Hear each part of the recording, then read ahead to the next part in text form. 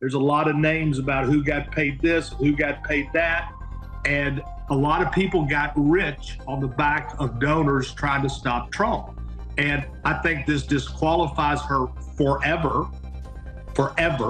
If you can't run a campaign, you can't run America. A lot of people got rich on the backs of donors. And if you don't run the ad, the buyer doesn't get paid. Hey, it's Jordan. I am in Flint, Michigan, East Palestine, Ohio, Tumwa, Iowa. Please support the only independent outlet on the ground covering what the corporate media covers up. Hey, it's Jordan with Status Coup. You know, as much as I disdain the rich Neanderthals that have purchased our government and essentially stolen all of our money over the last 50 years, you do tend to find out a lot of good nuggets from them on the belly of the beast of politics and corruption, because they have the most access, unfortunately, to the politicians. They buy them off and they get to know all the secrets and where the bodies are buried. And one of those individuals is John Morgan, mega donor to the Democratic Party, lawyer, partner with Morgan and Morgan, the biggest personal injury law firm in America. And he gave some doozies about Biden, Obama, Pelosi, and Harris. Let's hear him last night disclose that Biden essentially sabotaged the Democratic Party and put forth someone he knew couldn't win just out of spite. He did not want to go gently. He nominated her basically. Obama did not want her. Obama did not endorse her for 5 days. Pelosi did not want her. Pelosi told her California delegation there'll be a conference, there'll be a caucus, there'll be a convention. We basically ran on this deal where democracy, and then we didn't have democracy in picking our nominee. Well, why did Biden pick her? I think it was to say F you to Nancy Pelosi and Barack Obama and every representative that was pushing him out. And if he hadn't gotten out that Sunday, it was going to be an avalanche the next week. You mean St. Joe? Union Man Joe? The media has been slobbering over this man for 40 years, ignoring his racist past, ignoring his long history of lying, including that he went to apartheid South Africa and hugged Nelson Mandela when he was freed. Never happened. Bernie, maybe you should have went after him on those things.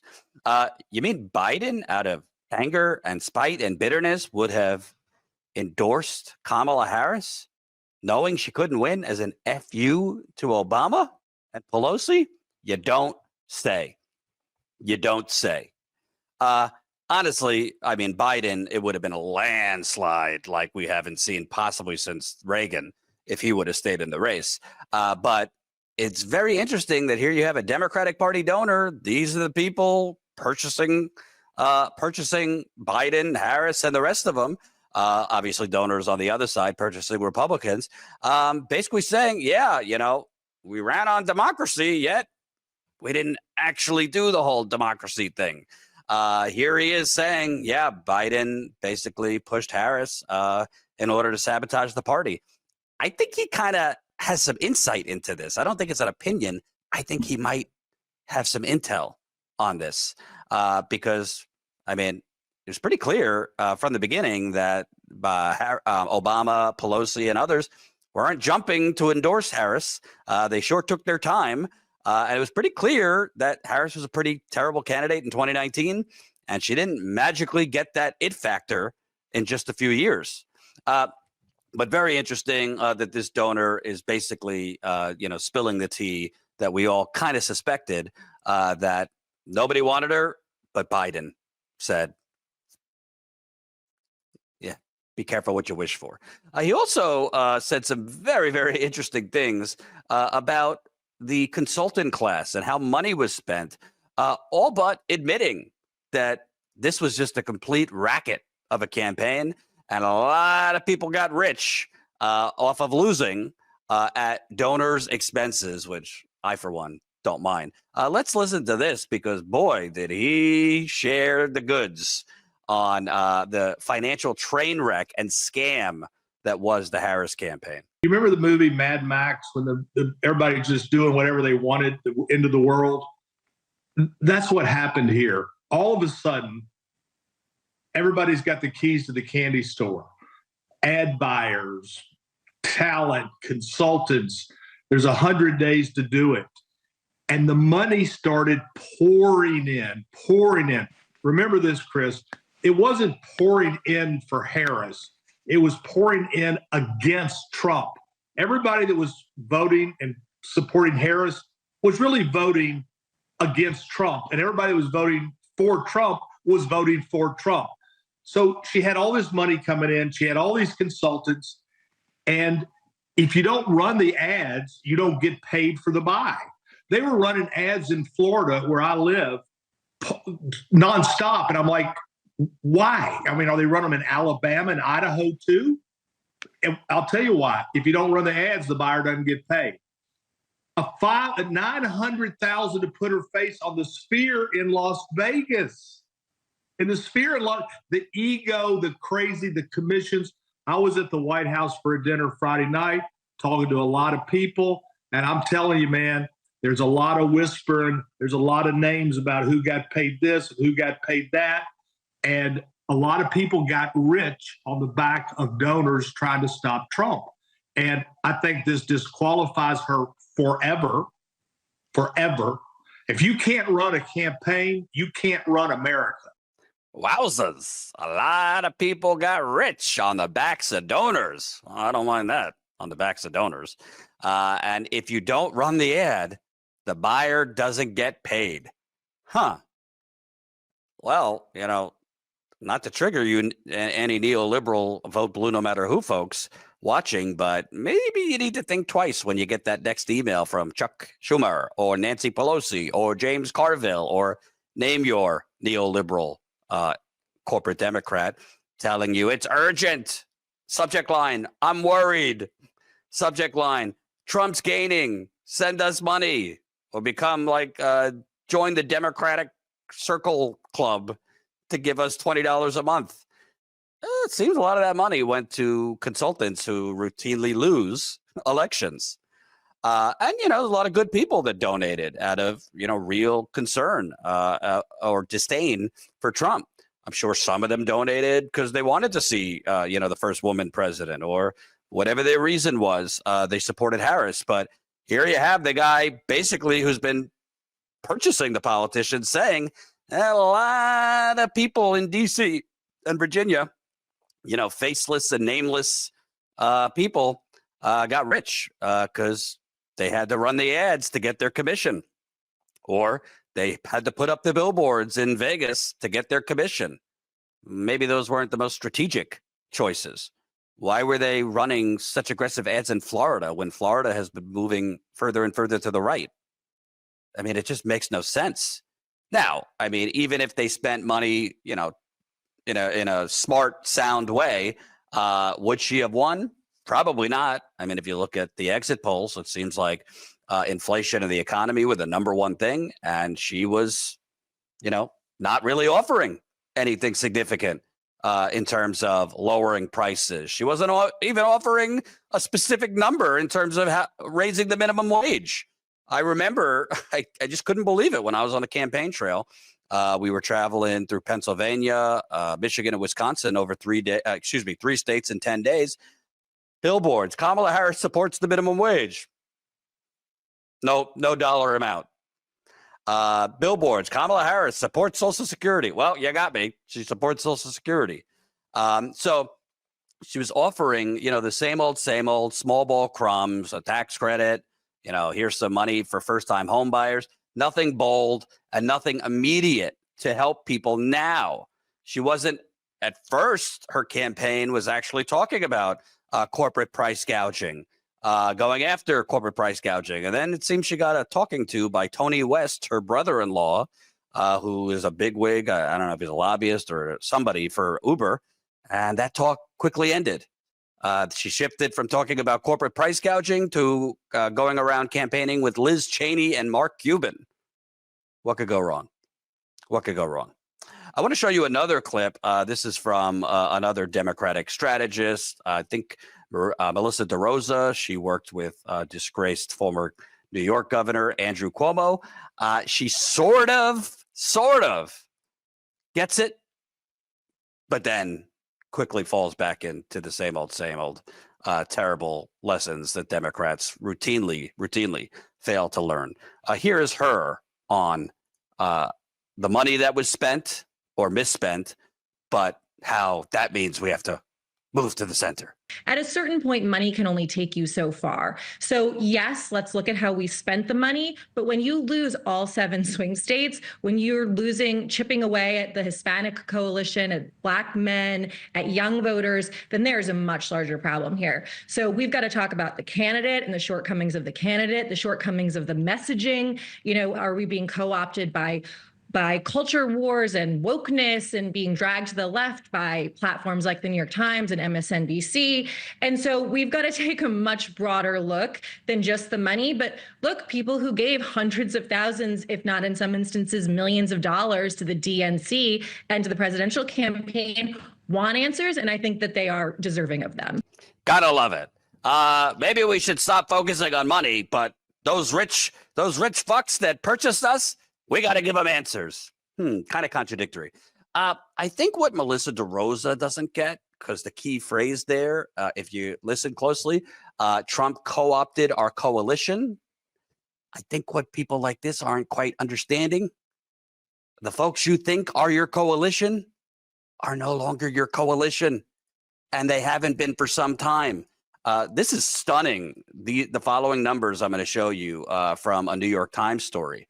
Look at the shift, basically in all groups to the right in this country since Trump got on the scene. So they start with 2012 and then go to 2024. Among Black voters, in 2012, Democrats were up at 91%. Democrats won 72%. That's a shift in 2024. Shift 19 points among Black voters in a little over a decade. Hispanic, a shift in a little over a decade, 30 points. Asian, a shift in a little over a decade, 17 points. All other races, 17 points. Then you go to race and education.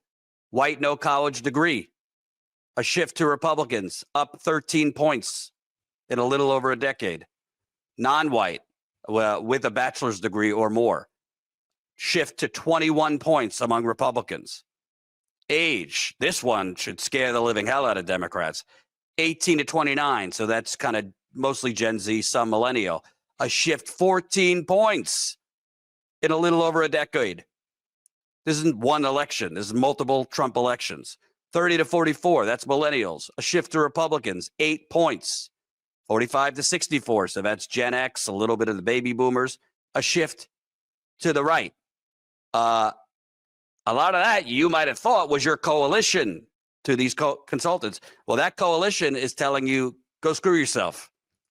We're tired of the same old, same old. We're tired of hearing every election is the most important election of our lifetime. We're tired of hearing, vote for us or you're going to get the fascist or you're going to get Gordon Gekko. Or, we're not offering you, but it'll be worse than to that guy or gal. People are tired of it because they kept coming and holding their nose. People held their nose for Joe Biden in 2020. They weren't excited for Joe because you told them, we would build back better. Because you told them we're going to raise the minimum wage to a $15 minimum wage, which wouldn't be enough, but it's a start. You told them a public option. You told them you were going to stop drilling on public lands, $2,000 checks, et cetera, et cetera. And really, after abandoning almost all of those things, you provided good policies that only lasted a year. So just when people were starting to get relief, including the child tax credit, it went away. And you didn't have the courage to fight.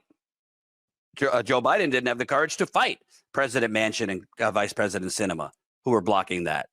Joe Biden unilaterally abandoned running a $15 minimum wage, blaming the parliamentarian. So if people are routinely over and over being fed crumbs from the supposed party of the working class, they become a lot more susceptible to phony populism.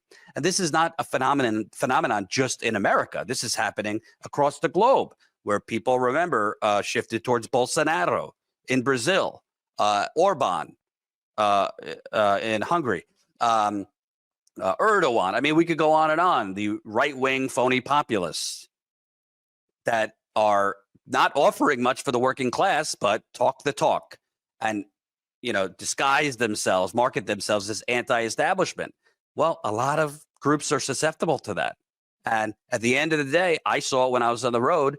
Most voters, most voters are not diehard into politics. They don't watch YouTube political shows. They're not like you and I. They maybe tune in a week or two before an election. Half the time, they don't even know who their congresspeople are, who their local representatives are. They don't even know when the date for primaries are, or that there even is a primary. It's not because they're stupid. It's because they're busy and, they got a lot going on. So a lot of voters, if you're not offering something bold that could help them now, they're just going to deduce, and a lot of them did, prices were lower under Trump. I don't like him, but whatever, I'll just go back to him. They don't have the luxury of thinking about this grandiose thoughts and notions about democracy being at stake, because the current version of democracy doesn't work for them. Why doesn't it work for them? Well, I mean, you want to look at the last 50 years? Want to look at the last 50 years of wages and prices in this country? Productivity and wages in this country. Since the change from 1979 to 2024, productivity up 81%. 81%. Hourly pay, 30%. Quite the gap between productivity and wages, wouldn't you say? And a lot of those people that are getting screwed, that are working longer hours, that are working harder, working more than one job, for wages to essentially be, going up modestly or stuck, are the people in the same coalition moving to Trump and moving to Republicans. I mean, income. We show you the chart all the time. This is not just a Biden or Harris problem. This has been going on for 50 years. The top 0.01%, that's the red line, exploding in wealth. They are stealing our money. We're at the bottom there. Top 1% is the orange. And all of this also correlates to the battering ram that was taken to labor and unions. It ain't complicated, folks. It is not complicated. Now, can the pendulum swing if Trump does these across-the-board tariffs, which I'm not convinced he's going to, but if he does, prices will certainly go up. So can you have a kind of reverse effect where 2026 midterms, people revolt against Trump, Democrats do well in the midterms, and then 2028, Democrats do better? Sure, because again, voters just focus on where was I 4 years ago and where am I now? So if things get worse economically for voters, they could very well give the Democrats a chance. But if Democrats or an actual third party that comes up with a plan for how do we deal with the media blackout, how do we raise money to actually deal with the army of lawyers, the Democrats or the Republicans, and the tens of millions of dollars they're going to stick on us to kick us off the ballot, which Jill Stein, Cornel West, state candidates like Matthew Ho had to deal with. Whether it's a Democratic Party or a third party, they offering bold economic proposals that meet the immediate needs, but also reverse the grand bank robbery that has happened for the last 50 years. That's the party that could win. That's how you compete with fake populism. You offer real populism. And a couple Democrats have started to sort of get this, including Senator Chris Murphy, who recently said, yeah, we've been offering small ball neoliberal programs. Take a listen. We claim to be the party of the working class, the party of poor people. And yet we let interest groups and think tanks tell us what those people need. That's why we end up with these relatively small ball solutions. I'm not saying they don't matter, but more roads and bridges, bulk negotiation of prescription drug prices, a little bit bigger tax credit for families with kids. That's not meeting the moment. So the answer to that He seems to be getting it. Will the rest of his party get it? They might get it, but will they actually do something about it? No, because they are so addicted to big dollar money. They are so addicted to the John Morgans of the world funding them, even though they're seemingly seeing, hey, we're outraising the opponent, but we're losing. They've lost to Trump 2 out of 8 times, even when they badly outspent Trump. Hillary outspent Trump. Harris outspent Trump. They saw Bernie was competitive, raising 99% from small donors, but they seem to not want to give up that addiction to the donors. Yeah, you continue to stay addicted, you're going to get the same old, same old.